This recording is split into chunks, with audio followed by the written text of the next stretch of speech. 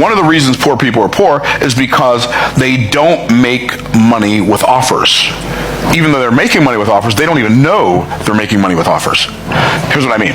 I'm going to go to the board, Michael. So, here's what I mean.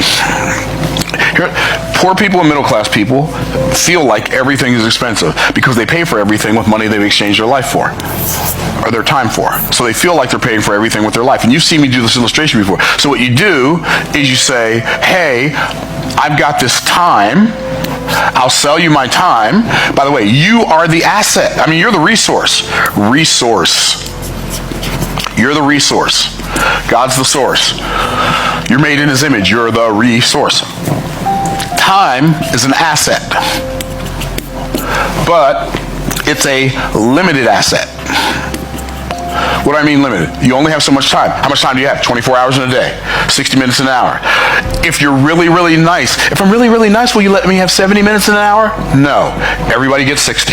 It doesn't matter. It doesn't matter how tall you are, how short you are, how famous you are, how not famous. Everybody gets the same amount of time. You get 60 minutes in an hour. You get 24 hours in a day. You get 365 days in a year. And so what you do is you trade. You say, I'm going to trade my time if you will give me money. Now, here's what most people believe. Most people believe that time is money. So I'll trade you my time if you'll give me some money. And then you trade that money and you go buy, and by the way, this is a depreciating asset.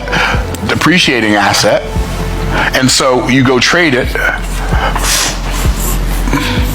for a very old car. Okay, so you trade it for a car, which is a depreciating liability. And so you wonder why you're getting broke. You're getting broker because you believe that time is money, and the only way to make money is to exchange your time for somebody else's money. So if you're trading this for this, you probably believe that this is equal to this. And time is the stuff that life is made of.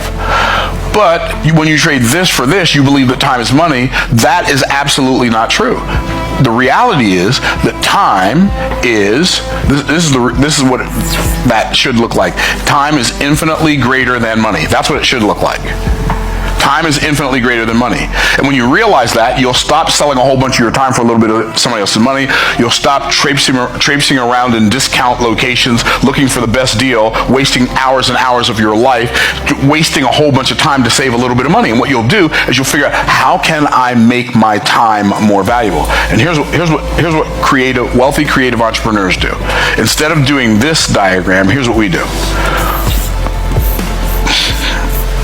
We perceive with our eyes or our ears a problem in the marketplace. We say, oh, there's a problem.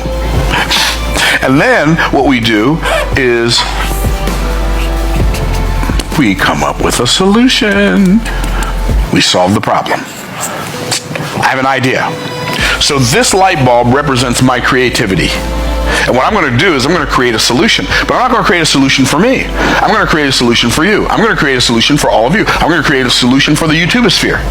And the more value that I bring to the marketplace, the more I'll be compensated.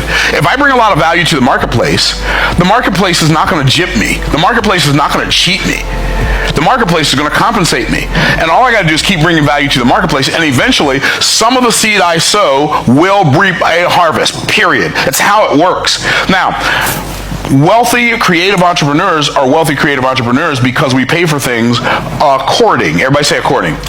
We pay for things according to our creativity. What does that mean? I don't pay for it with my creativity.